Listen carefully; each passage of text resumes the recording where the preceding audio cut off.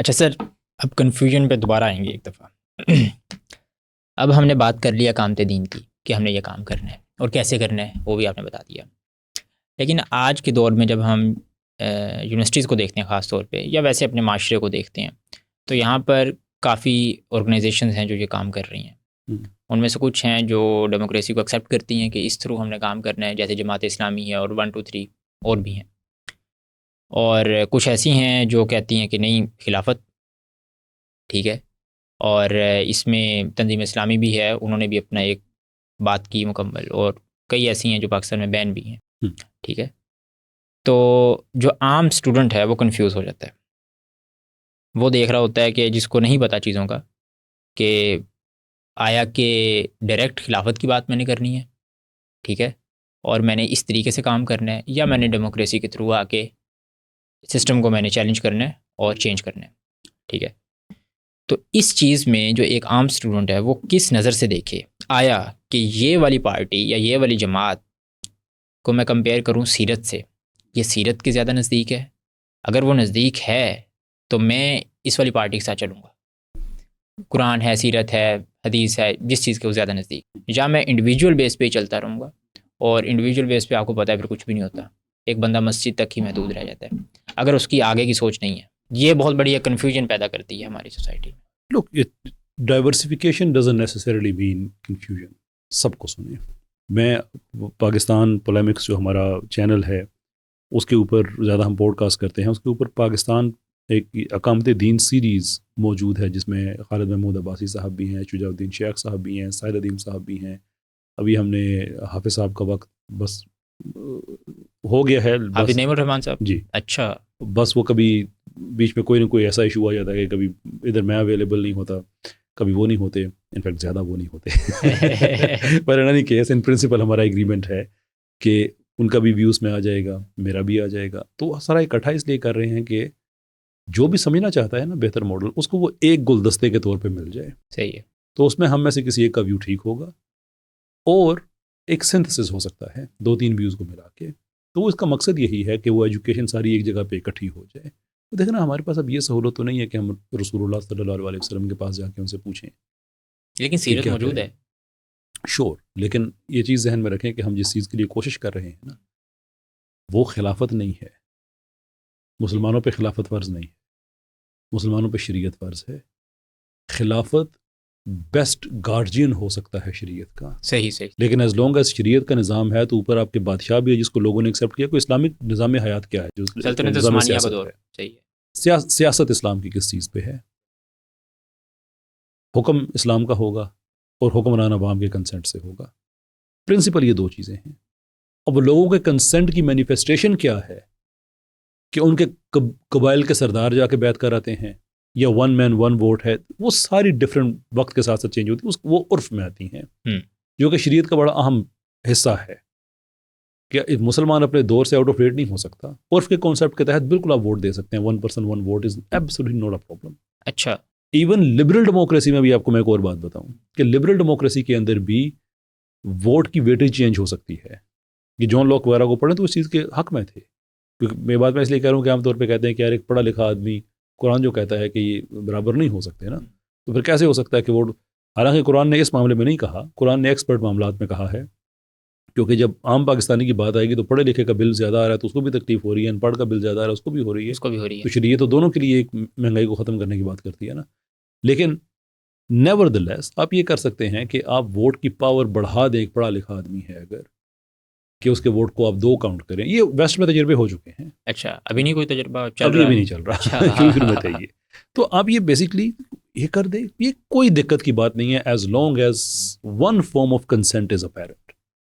اور جو حکمرانی ہے وہ شریعت کے مطابق مین چیز وہ ہے. اب دیکھیں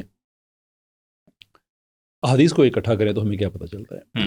اللہ عز و جل کے رسول صلی اللہ علیہ وسلم نے فرمایا کہ امپلائڈ بات ہے یہ کہ جو نبوی منہج پہ جو خلافت ہے وہ تو 30 سال کی ہے.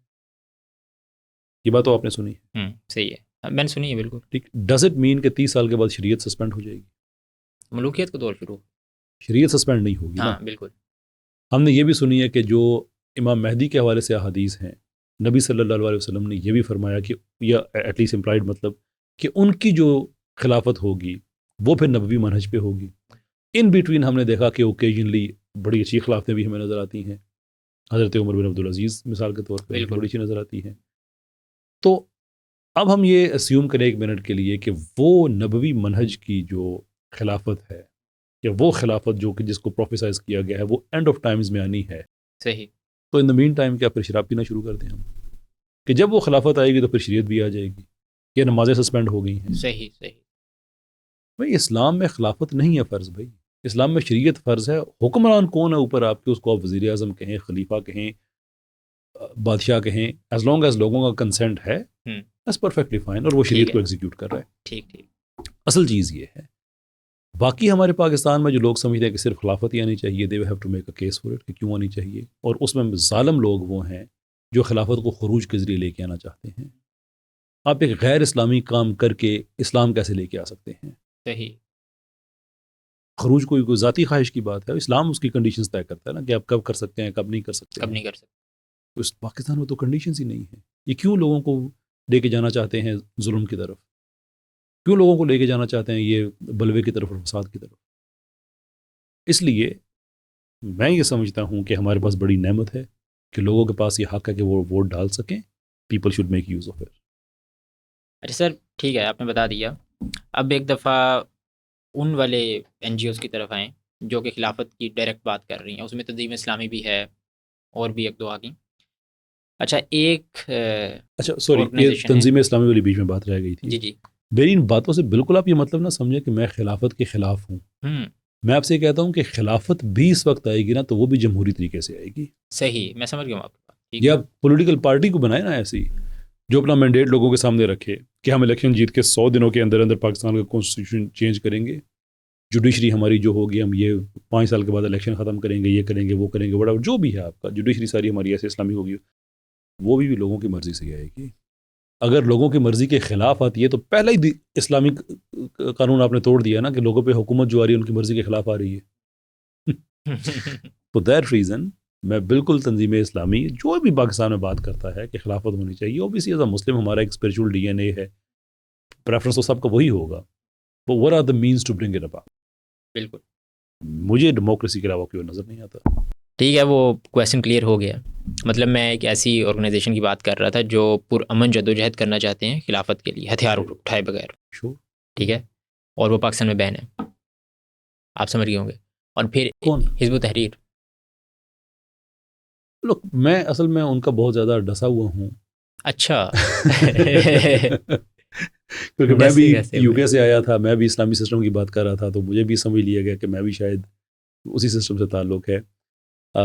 لوگ فنڈامنٹلی میں حزب التحریر کے ماڈل سے میں ایگری نہیں کرتا. یہ بات بھی غلط ہے کہ وہ بغیر وائلنس کے کرنا چاہتے ہیں. وہ وائلنس کا ہی طریقہ ہے, خروج کا ہی طریقہ ہے. آپ پاورفل لوگوں کو, میرے پاس ہی بہت آتے تھے پہلے, میں نے ان کو پھر آخر تنگ آ کے میں نے مشورہ دیا یار آپ ایسا کریں, دنیا میں کتنے جزیرے خالی پڑے ہوئے ہیں, ٹیک ون, اسٹیبلش خلافہ دیر, اس کو رول ماڈل کے طور پہ باقی دنیا کو پریزنٹ کریں, اسلامی دنیا کو, ان کو اچھا لگتا ہے آپ کا ماڈل لے لیں گے, کیونکہ آپ کو پتہ نہیں آپ کرنے کیا جا رہے ہیں. یہ بزور طاقت آپ ایک دفعہ حکومت میں آ گئے نا کہ آپ نے پاور کوریڈورز میں کچھ لوگوں کو ساتھ ملا لیا, اپنے حکومت آپ نے کر لی, اگلے دن کیا ہوگا؟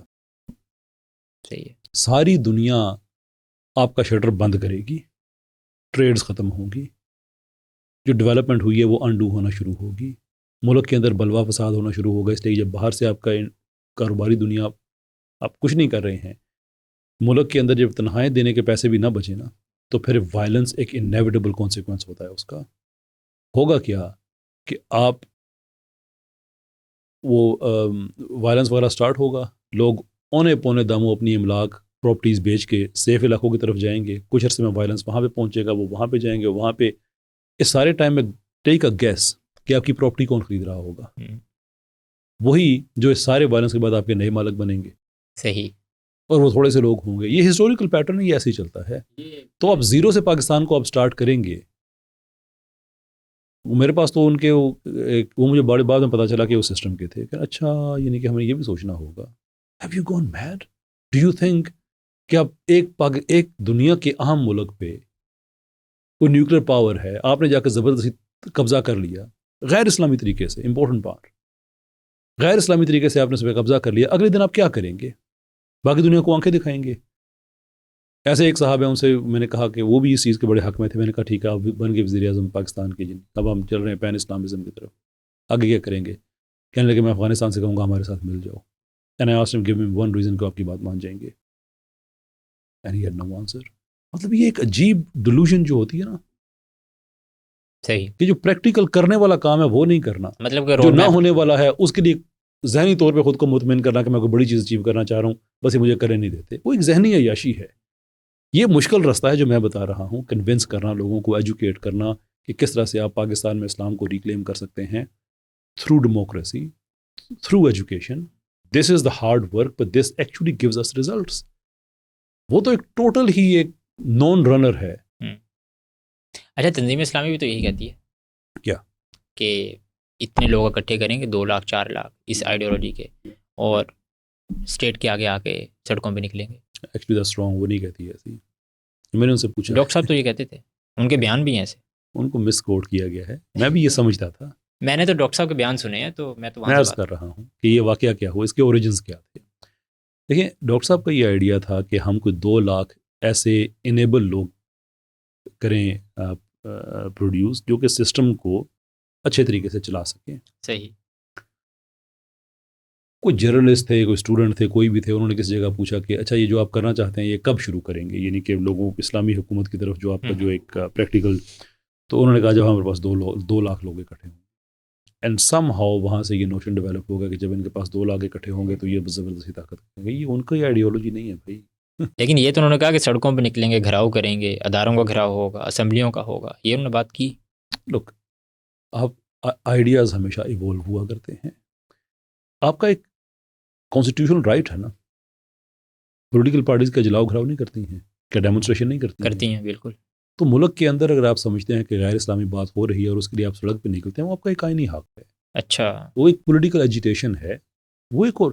لیکن پولیٹیکل ایجیٹیشن ایک سسٹم کے اندر رہ کے وہ ایک اور چیز ہے، اور اینٹی اسٹیٹ کام کرنا ایک اور چیز ہے. ایک اور چیز ہے. تنظیم اسلامی اینٹی اسٹیٹ نہیں. ٹھیک ہے ٹھیک ہے، سمجھ گیا. سسٹم کے اندر ایجیٹیشن وہ تو ہونی چاہیے، ہر انسان کو کرنی چاہیے.